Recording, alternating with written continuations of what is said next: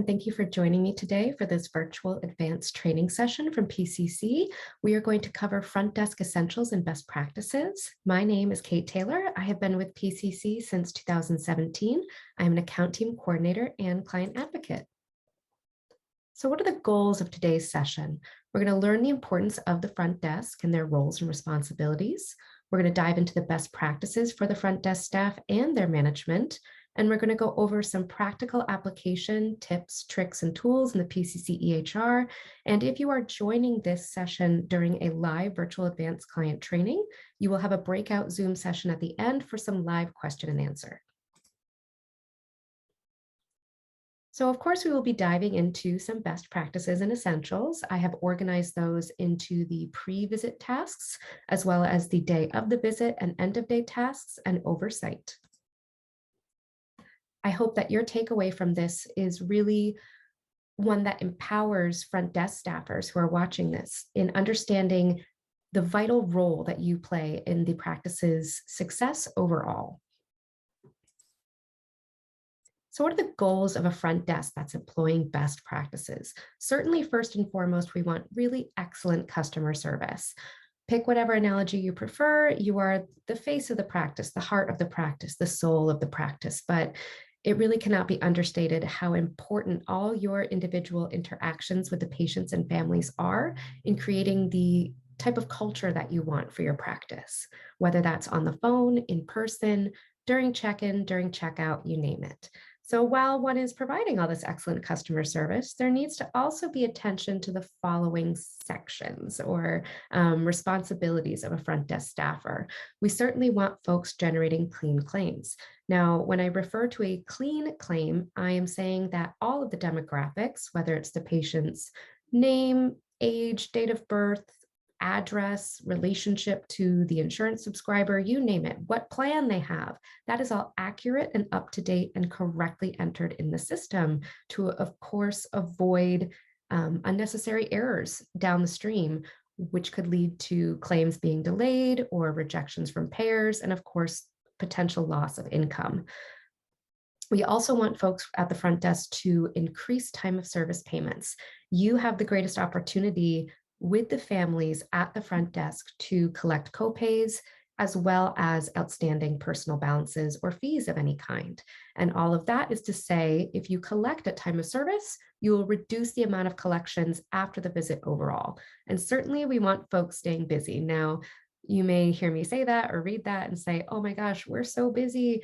I couldn't be any busier, but hopefully you will gain some insight and ideas for improvement of your practice's front desk during the session to stay busy, but work smarter, not harder. Touching on some customer service tips here, it is imperative that you greet the families and the patients as soon as possible. The word immediately is on the screen, but I also recognize that during these COVID pandemic times, it might not be that families are allowed to simply walk into your practice anymore through the front door. You may have a sick door and a well door. You may have folks waiting in the parking lot for a text message, allowing them to come in. Whatever your case may be, as soon as you do get to have an interaction with them, make sure they feel greeted and welcomed and acknowledged, no matter how busy you are. So it's important that whomever's at the front desk, you all are working seamlessly together to avoid the families feeling any of the stress or pressure or busyness that you all are under. Make sure greeting them is your primary goal, and then help each other out behind the scenes. So I like to think of a duck smoothly paddling on the surface, and everyone just sees that happy, peaceful duck, but all the paddling is going on beneath the surface, behind the desk, and not clear to the families. One way you can achieve this is to move phone triage away from the front desk. And when you do this, you're really allowing the front desk staff to focus on their primary responsibilities, including getting those demographics, whether you have electronic forms or paper forms that folks need to fill out. It is imperative that the front desk is gathering up-to-date, accurate demographics and also having the time and resources to give attention to detail when entering those in the system. Not to mention the insurance coverage for the patients. and having more free time to interact with families directly so that they can collect those expected copays and past due balances. Also, if they aren't handling every single phone call that should say go to nurse triage or for prescription refills, you name it, they will have more time to focus on any sort of extra projects they're working on, whether it's recalling patients, working on PCMH reporting, or filling the schedule, you name it. As much phone activity as we can move away from the front desk, the better. So we do recommend a phone tree, press 1 for front desk and scheduling, press 2 for new patients, 3 for referrals, whatever it may be. Just don't go too crazy. You don't want folks to have to press 6 numbers just to get in touch with a human. We know from personal experience how frustrating that can be. We also highly recommend that you invest in cordless headsets for all your front desk staff, really anyone who's going to be on the phone. So maybe your nurses, your office managers, you name it. Nothing worse than seeing people getting these terrible cricks in their neck and shoulder all day, going like this and trying to type at the same time. If they have a cordless headset, it just makes their lives so much easier to type, of course, too. Speaking of the workstation setup, ideally, again, a cordless headset, but also multiple monitors. When you have someone who at any given moment is taking an insurance card and scanning it and checking the import documents bucket, trying to open the appointment book and schedule someone, going down their to-do list of Post-it notes all over their keyboard, the more screens you have available to you to be able to do these tasks simultaneously, the better. I personally work with at least 3 monitors at all times. Kind of look like air traffic controller over here. Now, touching back on customer service, when you're answering the telephones, I unfortunately hear or experience in my personal life, when I call a practice or a business, you get a lot of pediatric associates, hold please.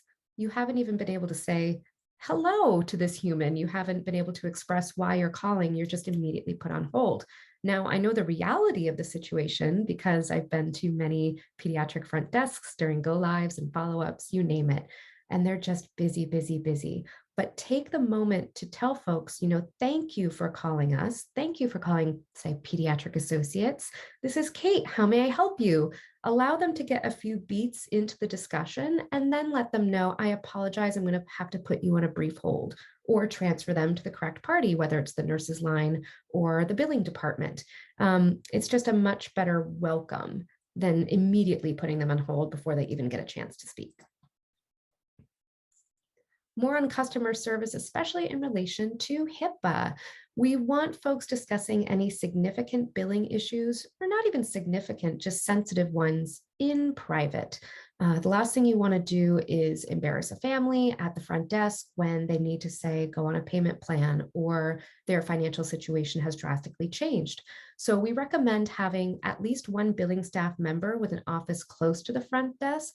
Or when you have a situation where you need some help from the billing staff or the office manager, even one of the MDs, you name it, book an empty room and say, okay, Mr. and Mrs. Smith, we're going to take this discussion to exam room 2. The billing manager will meet you there shortly. Get it away from the front desk and away from earshot of other staff members and especially other members of the community. Now, I wish I didn't have to say this, but also keep in mind that you should not discuss other families, patients, parents, the community at large at the front desk. It just so happens that the front desk is usually the happening fun place to be. And when it's the place to be, folks tend to gossip. If a family overhears you speaking of another perhaps frustrating situation with a family disparagingly, that will lead them to wonder, gosh, how do they talk about me when I'm not here? So keep all that in the break room or outside of work hours. So now we're going to focus on the pre-visit portion of the best practices. So the processes used prior to when the patient comes in greatly impacts the quality of your claims. It's going to increase your time of service payments and thus help reduce the amount of collections needed overall. So in short, your front end functions drive your practice's revenue cycle. I like to say it keeps the lights on. Everything you do is in an effort to keep the revenue cycle management flowing smoothly and seamlessly and hopefully quickly so that you are getting your payments as quickly as possible, whether they're personal or from payers, and you are keeping your AR days down. Some topics we'll cover in pre-visit include scheduling, appointment verification, eligibility verification, and billing department preparations. So when you are scheduling someone, you should of course verify their demographics, name, date of birth, address, email, phone numbers, you name it. But of course, their insurance coverage, whether they have one or two, which is their primary, and you're able to update this information instantly and easily from many sections of the EHR, whether you are scheduling them in the appointment book or checking them in. And I'm going to demonstrate some of those tools shortly. You can also review the expected copay for a patient or family and their personal balance. And you can even see the adjustments for outstanding personal balances at prior visits right from the EHR. What I would like to demonstrate now is how easy it is to edit and add information on the fly, even when you are scheduling an appointment. So here I am in the appointment book, and this patient's family calls me up, so I grab them from the system. And this screen that comes up is called the patient details. And important to note here, the components that are here, personal contacts is a component, recent and upcoming appointments, that's a component, appointment history, you name it. See how they each have a bold header. All of these are customizable, the order in which they appear, whether or not they're included, what you want to add. So please feel free to customize the patient details page per your practice's needs. I also want to highlight that the information presented here is very important. You're talking to this family of this 3-month-old, and they're calling in about a sick visit, but you realize their next physical is due in just a few days. So have a conversation with that family saying, you know, we need to see her for her 4-month by the 1st. Should we do this sick call at the same time? Should we do the sick today, but get your 4-month on the books? Have that conversation. What I'm trying to highlight here is there's a reason for all the information being presented to you. So don't just breeze through it. Pay attention. Attention to detail is key. So we have a lot of appointment information on this patient, but what's really important here is the account balances. Note we have the guarantor or bill payer's name and their account number, and this really easy to use matrix that highlights the account balances, how old they are, and what the nature of them is. So whether it's personal, insurance, or Medicaid, note that personal balances are bold and those that are outstanding are red. So we make these visual triggers to really highlight to the front desk staff, look here, bright, bold, red, they owe you money, they owe you money. So another really cool tool here is, let's say the family goes, how do I owe you $60? I thought I paid you already, or whatever their question may be. Underneath account balances, we have this expansion arrow, encounters with outstanding personal balances. And there you'll be able to see dated with information, including the adjustments from the insurance company, why everything is due. So on the 9th, there was a sick visit, insurance paid $140, the 170, you owe us 30. Also back on the 26th of March, same thing. There was a $170 sick visit or office visit. Their insurance paid $140, so 30 is due. 30 plus 30, 60. So you don't have to be a billing expert or even a math expert up at the front desk to easily give the family the information they need. And of course, while you are scheduling appointments, you want to enforce that not only is their copay due at time of service, but any outstanding balance as well. Also, if you do have the time, it's very important to make sure that your demographics are up to date. Maybe this is something you address during check-in, but you can also do that while you are scheduling them. So while you're on the phone with this family, you realize, oh gosh, my practice is a patient-centered medical home, and race, ethnicity, and preferred language are all required. So I need to fill those out right now. I can hit the edit button in the lower left hand of the screen and add that information on the fly. All right, scrolling down, we also have the account demographics. You can enter their email address, anything you notice missing, that should really pop out to you. Or maybe you recall, oh gosh, we already have this patient flagged as a need extra time, but they're also a child of an employee here. So I'm going to check that off as well. Just make sure this chart is super up to date. I would note here, if I were putting my front desk hat on, we don't have an email for them. That's something we should definitely grab because we want them on the patient portal as well. And then here we have policies. So let's say they're just an amazing family who totally understands how the medical industry works. And they say, oh, since we last saw you, we're no longer on TRICARE, we're on Cigna. You don't have to wait for them to come in. If they can give you all of the information over the phone, or better yet, via a photo to the patient portal, you could hit add policy and start there. Now I know I said Cigna and then I grabbed an Aetna, but you get the idea.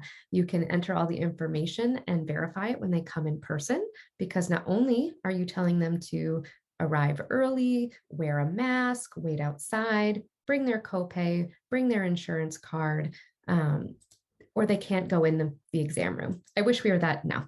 I wish we were that, what's the word I'm looking for?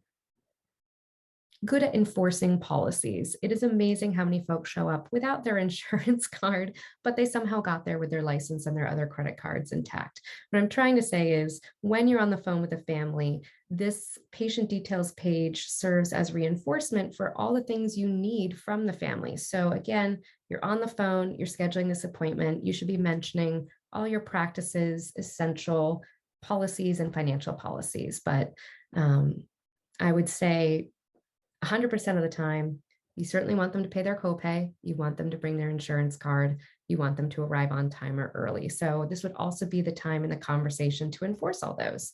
And anytime you see this little expansion arrow, it means there are more details for you to review. So I've made some updates here and I can hit save. And now I'm ready to pop them onto the schedule. The next part of the pre-visit workflow that I'd like to highlight is, of course, appointment verification. There are means for you to manually and automatically remind your families of their upcoming appointments, and it's important that you meet your families where they are. There are just some folks who love a text. There are some folks who love an email or a phone call. There are some that will respond well to a Chattis notification or a Notify notification, and there are those families you just begin to understand and know. Maybe you flag them in a certain way to segregate that subpopulation. They really require a phone call. So just make sure that your front desk staff understands all the tools they have available to them and take advantage of all the automated reminders that you have available, but are sure to manually remind folks of their appointments wherever possible or necessary. What should be verified during a reminder call? So this, I say call, it could be an email, it could be a text, but you certainly want the date, the time, and the visit reason to be stated. So this is something that is easily configured via an automated reminder, such as those using our program called Notify. It's something you also want to do when you're manually calling them. So, hello, Mrs. Smith, I see Johnny is coming in on Thursday. State the date, state the time, state the visit reason, even better, where they are going, especially if you have multiple locations, and who they are being seen with.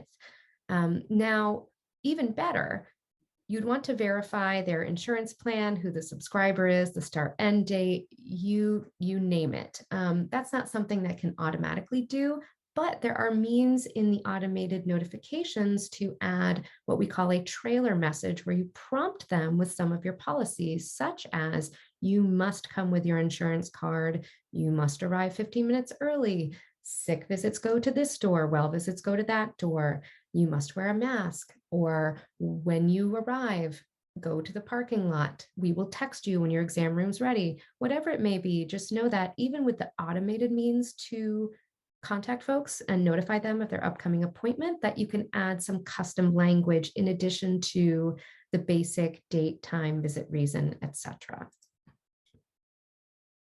When you are verifying an appointment, I think I already touched upon this, but I'm going to keep saying it over and over because I really want you to remember it. Folks are expected to pay their copay per their insurance coverage at time of service. That's a contract that they have with their insurance company or policy, and failure to do so would mean they're not in compliance with that contract. So they could lose insurance coverage if they do not pay their copay on time. And you want to remind them that payment for personal balances is expected at the time of service. I like to use the example of going to the grocery store or even a restaurant or any other type of business. You do not go in and have a service rendered, whether it's someone scanning your bananas and your bread and your milk, or someone serving you a salad at a restaurant. You don't act surprised when they ask you to pay for their services. You need to build that same culture at your pediatric practice. And it's something that is going to take time and educating, and it relies on a very empowered and confident staff at the front desk, reinforcing those policies that these payments are expected now. Now, of course, there are going to be a myriad of individual situations where folks can't pay at the time of appointment. You can remind them that they can also pay you via the patient portal, which is also contactless. Something else the patient portal can do that perhaps the human sitting at your front desk can't do is save all of their preferred cards so they can have their HSA, HRA, FSA, debit, credit, you name it, all saved in their portal so they can pick their preferred method and just send the payment in, whether it's before the appointment, during the appointment, while they're in the bathroom with their kiddo, or right afterwards, whatever they need to do to get you the money easily. But they need to be, unfortunately, reminded that folks are expected to pay for their medical services at your practice. Part of the pre-visit workflow, of course, is also eligibility verification, verifying that the folks have the insurance coverage that they say they do. So our eligibility program runs overnight for all active plans. It can also be run on the fly. You can do this from the EHR or practice management. And it's very important to have extreme attention to detail when updating policy information, especially copays. It's typical for a family to be with, say, Blue Cross Blue Shield for 4 years, but every year on January 1st, their copay changes slightly or their ID number. So when you are going through eligibility, don't just accept the status of active. Look at the details. And when someone hands you a card, don't just accept the name. Oh, it's still Blue Cross. No, you need a copy of the front and the back of that card, and you need to reconcile it against the information you have in the system to ensure everything is correct so that clean claims go out and we avoid unnecessary delays in getting you paid, or any claim rejections that folks then have to clean up. If we start off on the right foot, the rest of the workflow is going to go so much smoother. There are also tools in the eligibility screen in the EHR where folks either at the front desk or whomever is responsible for verifying eligibility daily, they can leave notes that are then easily visible when you're checking the patient in. And I will demonstrate that later on. All right, here I am in the EHR and I'm putting on my hat of the person at the practice who is responsible for verifying insurance eligibility. So right under tools, I have insurance eligibility open. Now keep in mind, again, this is not a real active EHR. It's a training environment, but I want to go to today. And what you'd be able to see is the time of the appointment scheduled, the patient name, their insurance, and then this would all have actual information. But let's say I clicked into our 3 p.m. here that we've been working with.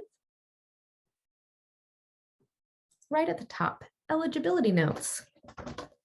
Hi, this is Kate demonstrating a tool. I'm going to save those notes and they will come in handy later. Now I'm putting on the hat as someone at the front desk checking folks in. I do not know, but someone has left me a helpful note here. So I am going to highlight this 3 p.m. and hit the check-in button.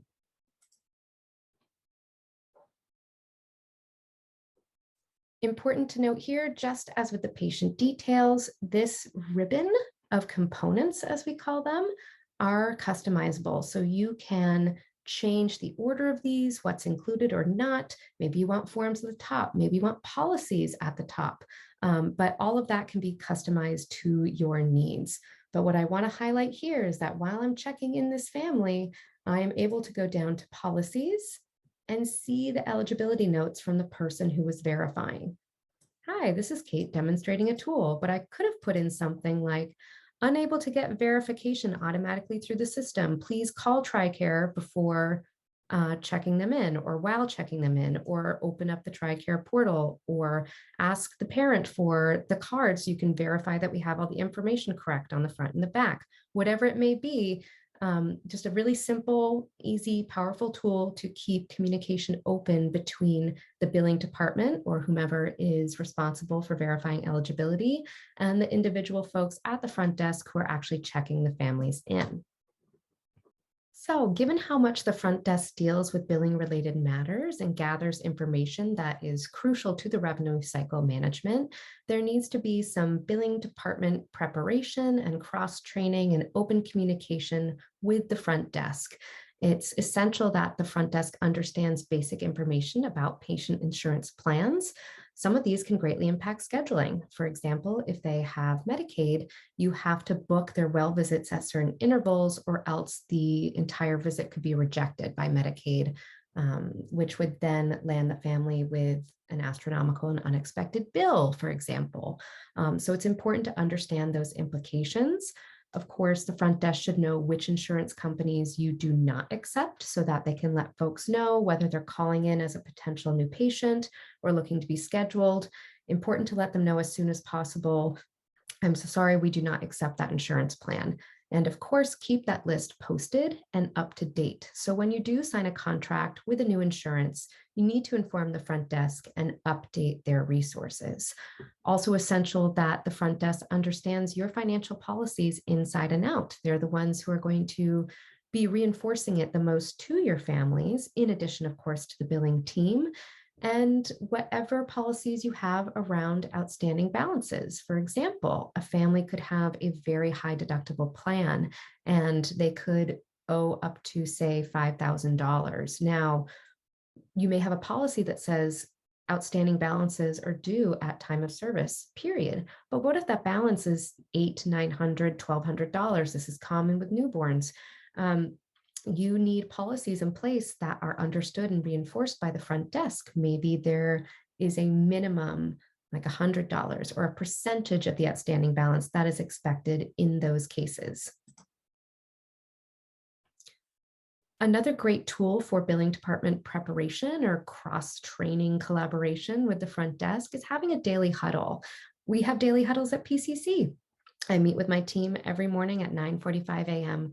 We discuss everyone's schedules, any issues that have come up, you name it. So having a daily huddle between the front desk and billing staff to discuss the appointments of that day can really help address any outstanding balances or credits, any insurance eligibility issues that came up, or anything else you need to discuss. I also want to demonstrate now that we have a really handy tool for this. It's called the Huddlesheet, because it's designed for your daily huddle and you can customize it for your needs. So here we are back in the EHR, and under the reports menu in the report library, there's even a section dedicated to the front desk. I'm going to hit that expansion arrow, and note when you see our EHR logo or icon next to a report, that is the standard report as designed by PCC. If you do any customizations of the report, you'll name them clearly and give them a nice description, but it won't have that logo anymore. So if I click on Huddlesheet as designed, it's going to give me today's appointments, all providers, all locations, the statuses of appointments of scheduled and arrived. But there are reasons, and I'll go into this later, that you may look at running a huddle for just missed and canceled. But I just want to run this wide open as designed to give you an idea of how helpful this report can be. So here we go. We have the appointments all here with lots of great information. The columns that are displayed by default don't, for example, include the PCC number, but you may want to include that so you can check that off. Maybe you want to know the visit type or their primary insurance policy. Maybe you want the appointment reason right over here. You can click and drag. You can sort it as needed. You can even search through the appointments. I, of course, recommend that you look at them from the beginning of the day to the end of the day. But what's very exciting about the Huddlesheet is that it also is essentially a go-get list on the money of the day. So this last column is the outstanding personal balance, and it totals it here at the bottom. So all things being best practices and ideal, that's how much money you should have on the deposit sheet at the end of the day. So the huddle can serve several reasons. Maybe you'll have a clinical huddle and a front desk huddle. Maybe you have a full staff huddle, but you can customize this report to include or exclude the columns that you need. You can also schedule it to run at particular times of the day. So maybe you want this to run at 7:30 a.m. every single day. That way you don't have to go through the motions of creating it over and over. You will find your scheduled reports here under the second tab. So there are none on this training system, but it would let you know the next run, the name, the frequency, etc. And if you had any saved results, they'd be right here for you to open and export or print or work from as needed on the screen. As important as it is to educate your own staff, it's also a really good or best practice to educate your patients and families about insurance responsibility. It should be part of your financial policy. It would be a great section on your website. Make sure your front desk staff knows what is being presented to the family so that they can speak intelligently to it. Make sure if you have these resources, they are up on your website. If you do, or you should. So when you have a financial policy, you want to make sure that folks are also signing off on it annually or at any time you update it. So let's say folks have to sign up on the financial policy at first visit every year after the 1st of January, but then mid-year you adopt credit card on file. If you update your financial policies, everyone should re-sign those policies the next time they come in and make sure that they are captured in the system, scanned, added to the chart, you name it, so that if any issues or confusions or particular scenarios arise where you need to point back and say, you know, this is part of our policy that you agreed to, here it is, dated, signed, right there.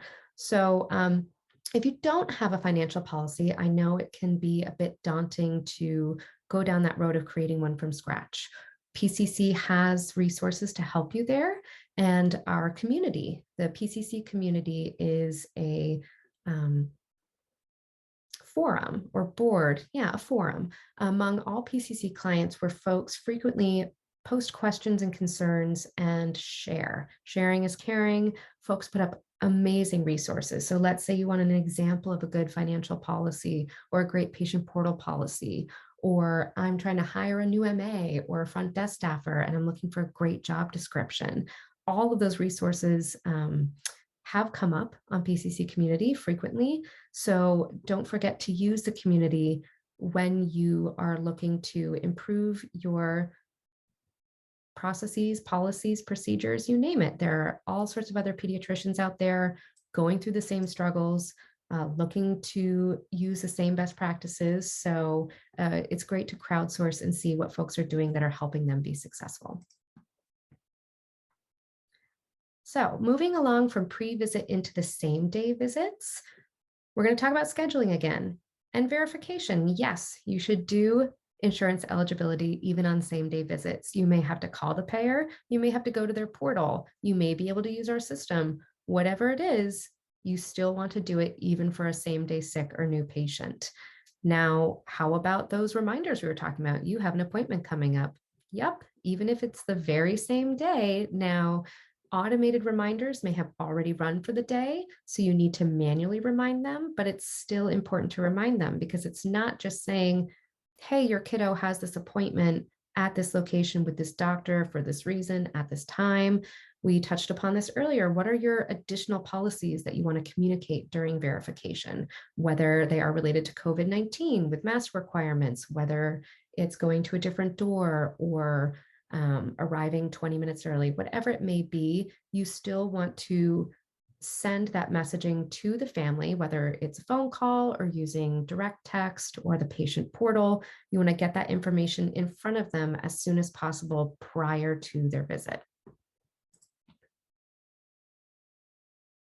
So next, we're going to walk through checking folks in and checking folks out. All of these actions that we take when checking in and checking out are in the effort or goal to generate clean claims. You are able to check folks in the EHR or in practice management, and you are able to check folks out, also known as posting charges, if that's when you do that, via the EHR or practice management. So why do you need to have a check-in process? Why do we have a check-in button on the schedule screen? I'm going to quote Judy Wilson here. Financial problems can be directly related to billing errors that could have been avoided simply by reviewing information. Errors can cause delayed payment, costly fines, and lost revenue if not caught. So that is why we need a check-in process. We need to take the time to do it. And if, for example, mother's holding an infant with a very high fever that's actively vomiting in the waiting room, maybe you get them into the exam room as soon as possible, but all of the steps you would have taken during check-in, do that while you're actually checking them out. I am now going to walk through the check-in process live. Here we go, back into the EHR. So I touched upon check-in briefly earlier to go over where you can see eligibility notes, but here's how we check in a patient. From the main schedule screen, you highlight their name here. Don't double click. If you double click, it will open the full chart, but that's okay. You can pop back to the schedule screen using your PCC EHR home button. The patient check-in is seen here in the lower right hand. Again, really just want to reinforce that all of this is customizable and that all of this information is presented for a reason. So don't just breeze through it at the front desk. You really want to pay attention to each and every component. And these components are also anchor buttons. So let's say just based upon how the interaction is going with the family, you don't necessarily start at the bottom and work your way, start at the top, and work your way to the bottom. Maybe they hand you the card right away and you're working on scanning it and verifying that. You can pop around using these buttons that anchor you to that section of the check-in ribbon.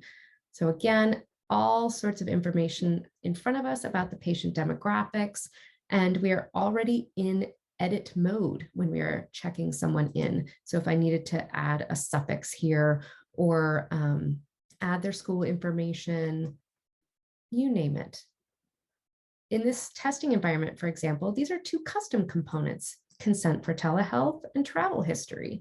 You can add all sorts of components to check in as necessary for your practice's needs and goals. I really want to highlight here too that patient portal users can and should be included. And if there aren't any patient portal users, there would be not so much an error message, but a reminder here. This is a really great time to tell folks how valuable the patient portal is and get them signed up right on the fly. And here again, we have our policies information.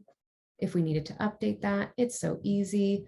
Also, here's where we would have real-time eligibility information. There's our eligibility notes from earlier, the status, the date that that status was added. This one's tough again because we're in a training environment, so we're not actually hooked up to Ping TRICARE for this fake patient, but all of that information would be housed here. And of course, since I'm checking this family in, I am letting them know that they have a $60 outstanding balance, and I want to collect that from them right now. That is super easy using the time of service payments component.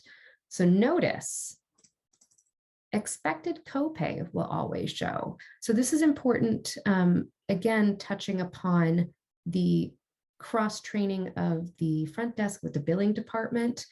If this person is in for a sick visit, and they are, it's right there, appointment details, sick, we know that they need to pay a copay. If it was a well visit, expected copay would still show. It's just giving you information based upon the insurance policy as entered in the system. So the front desk staffers need to understand, yes, collect a copay if it is a behavioral health consult, a med check, any kind of office visit, but with very rare exception, if it is a well visit, do not collect the copay amount, but it's still going to show here for you. So they're adding up the expected copay from today's visit during check-in, as well as outstanding personal balances from the past. And right here, highlighted in red, this is how much we expect them to pay us. And they say, great, sure, here's my card. Here you have a handy drop-down with all the various payment types that you have configured in your system. So I'm going to say this is a time of service debit card payment. Here I can type in the amount. And once I start to enter information there, you'll notice everything has turned the handy "there's something to be done" color in PCC, which is orange. And it's even stated here that $90 visually orange, something needs to be done. There's a to-do here. It's not yet saved, and it's highlighting the save payment button for you. But it's also showing it as an unsaved payment here. And then you want to be sure to attribute it to the correct provider, and you just hit save payment. The screen refreshes. Here we have today's expected copay, outstanding personal balances from the past, the $90 posted, and now they're at zero.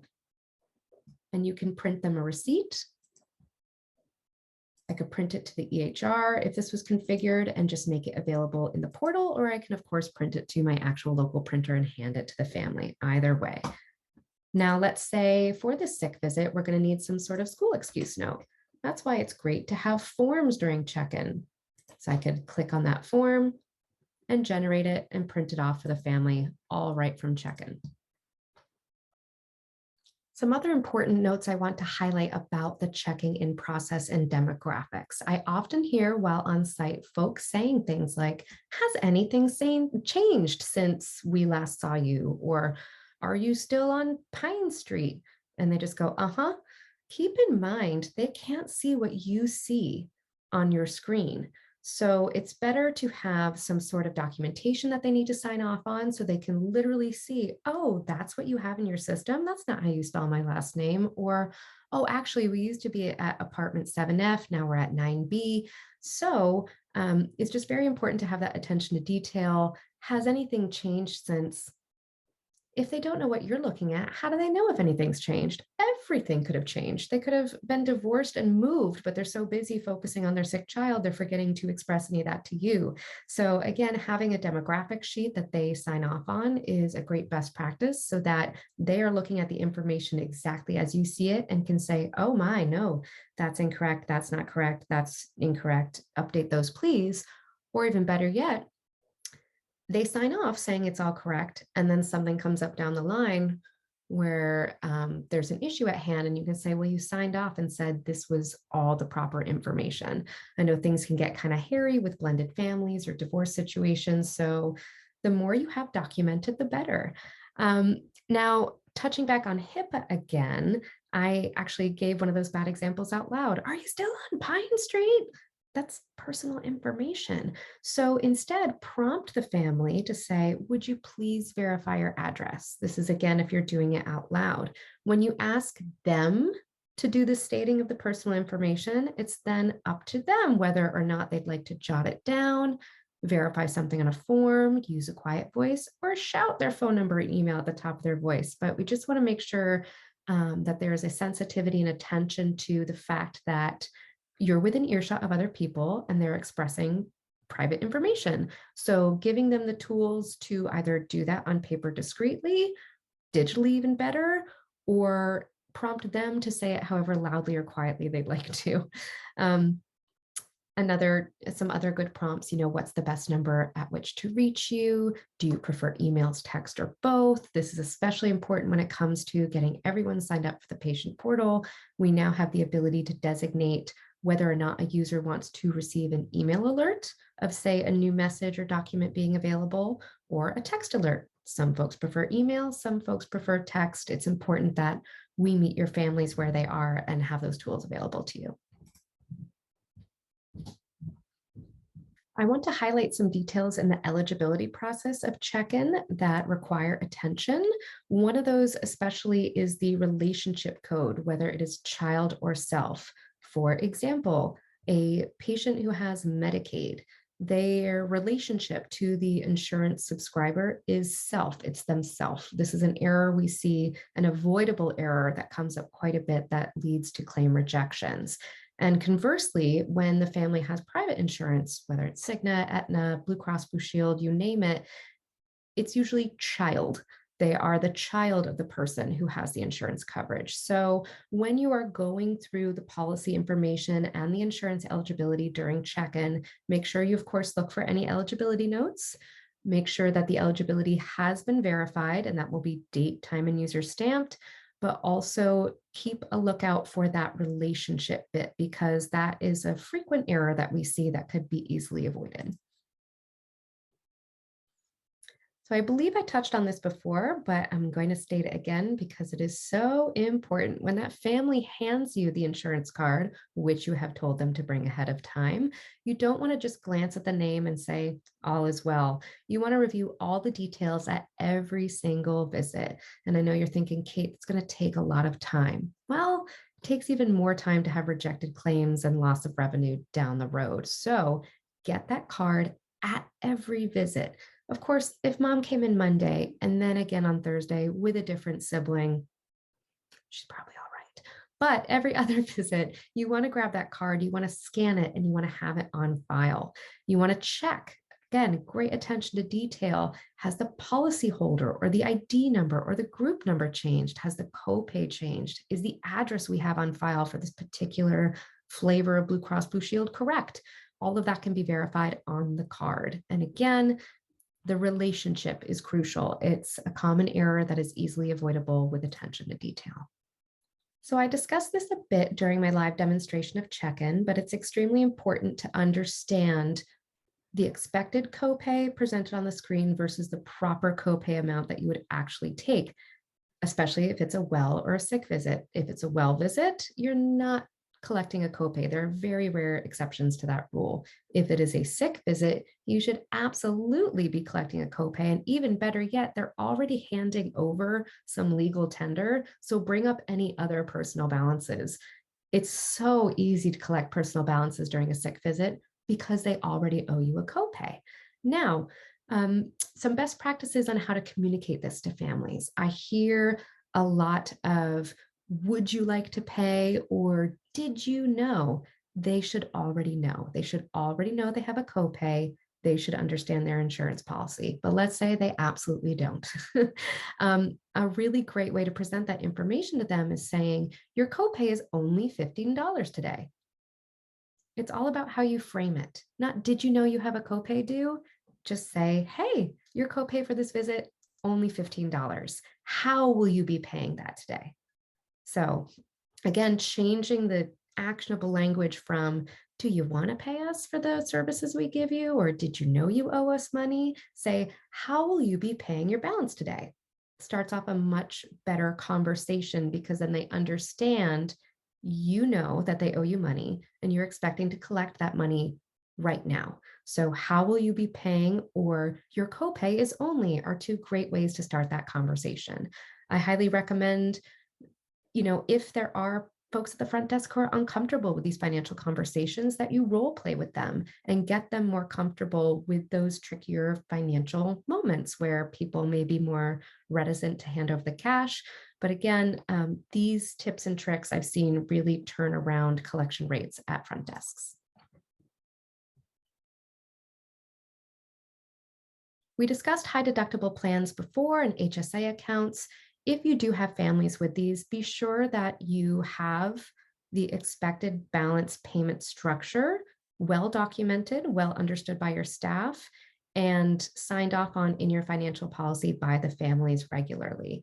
Also, even better, keep a credit card on file. Work with a vendor, a secure financial vendor that can help you keep credit cards on file so that you can work that into your processes and your financial policy documentation, have the family sign off, provide that card, and be able to easily charge them for their outstanding balances per their policy. It's so much easier for you, and it's so much easier for the families. So we do highly recommend credit card on file. And on that note, of course, you want to get authorization from the patient or family to charge these credit cards. This has to be part of your signed financial policy. And please use a secure web service. That is not PCC, EHR, or practice management. We are not designed or certified to store such information as social security numbers or credit cards. So please do not put anywhere in the EHR or the practice management system any portion of their credit card number or their social security number. Now, this is another best practice that can really help turn things around in terms of collection rates at the front desk. Have your front desk staff track payments not made. So again, thinking about that daily huddle sheet as in an ideal world, this is all the money we're going to get today. But then at the end of the day, when I do my payment reconciliation, these two numbers don't match. And you need to know why. And if you have folks, documenting or recording these instances, so not only, this family came in, they owed us 90, I only took 45. Well, where's the why? So you need to explain yourself. So over time, you can use this documentation to help train the front desk. Maybe you'll identify folks with excellent collection rates that can mentor others with poor collection rates.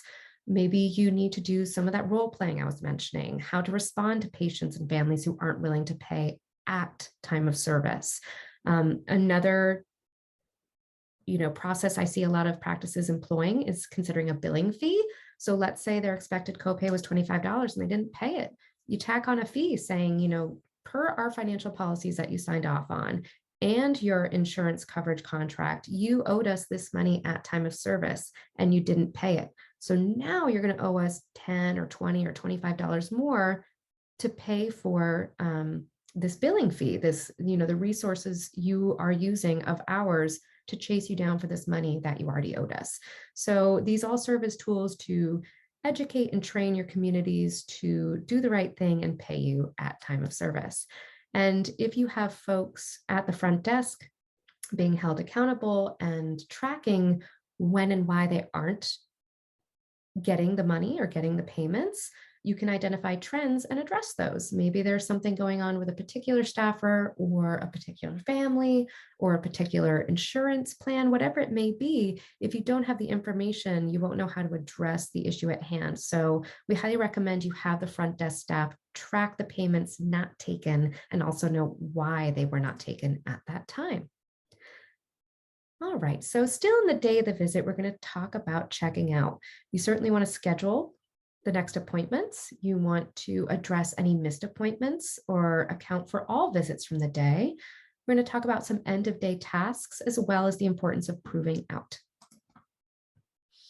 So in order to empower the front desk to schedule the next appointment, you need to make sure your schedule is out at least 6 months so you can schedule younger children easily. 1 year is better. 13 to 18 months is best. And we're talking best practices. So especially in the example I was giving earlier of a child with Medicaid, you need to schedule them out more than 365 days from the day that you saw them. So you need your calendar or your appointment book open at least 13 months. And now these don't have to be set in stone, but just some skeleton hours for the providers so that you can get them on the books, because it's so important for preventative health and keeping children healthy to have them getting their regularly scheduled well visits.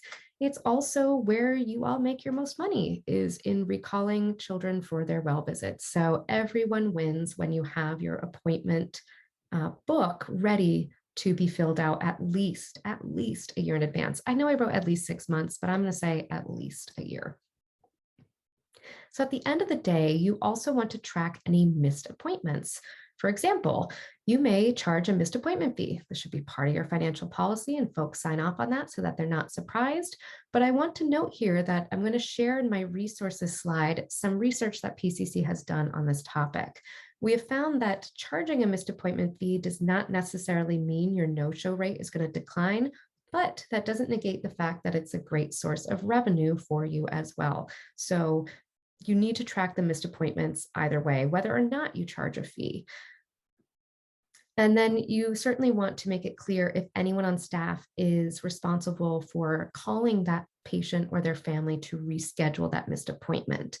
So at the end of the day, when I say we need to account for all visits, you want to just pop right to your main schedule screen and check for anything that never got checked in, or folks haven't pressed gone, or why haven't there been any, charges posted made ready for billing? I veer off, but really from the front desk perspective, you want to make sure that all the appointments have been accounted for and that there's nobody left on the schedule screen that shouldn't be. So folks who were actually rescheduled or canceled or missed their appointment need to be properly flagged as such because, well, I used the word flag, categorized as such. It's very easy to do that in the appointment book or directly from the patient's chart. If you are pulling any reports on missed appointment rates or how often the family has canceled, any appointment-based data, if you haven't properly marked them as missed or canceled or properly rescheduled them, your data won't be as good or accurate as to what's going on with your schedule. And the Huddlesheet that I demonstrated earlier can be customized to only look for the statuses missed and canceled. You can schedule it to run at 5 or 6 p.m. instead of 7:30 a.m. And you can save that scheduled report so that at the end of the day, it's just magically waiting for you in the report library to go and look at if, say, you don't want to work from the schedule screen or you need more data that the schedule screen isn't providing that the report library can give you. Also, at the end of the day, we need to prove out. We also call this payment reconciliation. Again, in our report library, underneath the financial or billing section, as well as the front desk section, we have a report called payment reconciliation. Each person at your practice that takes money needs to reconcile that money at the end of every single day before they can punch out and leave. So again, these reports that we have in the report library all can be totally customized and saved. Maybe you, for your purposes, will have an individual payment reconciliation report by user that is scheduled to run at the end of every day. Make it that much easier for that employee to go and find their reconciliation report, look at what is showing in the system. Oh, it shows I posted $350 today. Then add up my receipts and my legal tender. If I'm off, it's so much easier to see that data by the user who posted it and reconcile what's going on. And I hope this goes without saying, if you have an error or something that doesn't match, all the payments must match the postings in the computer before they leave. We also recommend that each front desk staff have their own money drawer. Again, when it comes to reconciling mistakes, really difficult to figure out which $10 receipt is missing or was posted incidentally on the wrong family, you name it, all sorts of errors can occur. But if you have everyone's credit card, machine swiper receipts piled together, it's that much more difficult to reconcile what went wrong. So we recommend that each staffer has their own pouch or drawer or designated area, and certainly do not keep any money where it is easily accessible from the other side of the front desk. And also make sure that wherever it is internally, it is safe and monitored. So the part some of you may laugh at, keep the front desk busy. They're probably already very busy, but we believe that there should be no downtime at the front desk. And if things do slow down, have folks work on recall lists. You can have them start portal messaging, emailing, calling, texting, you name it, all the patients who are overdue for their well visit, all patients overdue for a check-in for whatever kind of complex care coordination they have. Maybe they have known issues with obesity, asthma, ADHD, and depression, especially in these times during the pandemic where we have a bit of a mental health crisis going on, both with the families, but certainly the patients. You want to make sure that anyone who, say, has a diagnosis of depression or anxiety, you're seeing them frequently. We aren't in the flu season shots right now, but as things kind of slow down in the J months of June and July, make sure you're ahead of the game by reminding families why they need to get their flu shot and have front desk staffers who maybe have some additional downtime on their hands proactively contacting folks to get them on the books for their flu shot once you have inventory secured.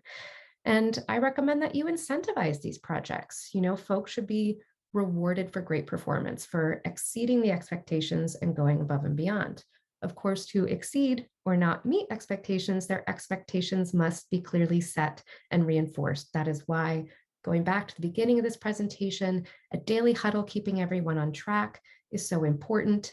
Recognizing folks for their hard work, whether it's a simple gift card, a bouquet of flowers, a little tchotchke for their desk, employee of the month, whatever it is, you want to foster a really positive culture that rewards folks for doing an exceptional job and supports folks who maybe are behind on doing such an exceptional job by mentoring and training them and having the resources and tools you need from an oversight perspective to ensure that they are meeting their expectations. So if you have these goals for them, make sure you're tracking it. Track how much recall folks are doing. Track their copay collection rates. We have reports for that. Track collections for past due balances and set reasonable goals and reward folks who have exceeded those expectations. So again, if you are watching this and you are part of a live virtual advanced training session, we will now go to a breakout Zoom for live question and answers. If you are watching this video from learn.pcc.com or Basecamp, or your client advocate has sent you the link, please don't hesitate to contact your client advocate or us in support at support@pcc.com, and we'll be happy to help you out with any of these workflows, ideas, tips, or tricks that you have seen today. I want to thank you all so much for your time. I hope you enjoyed this session.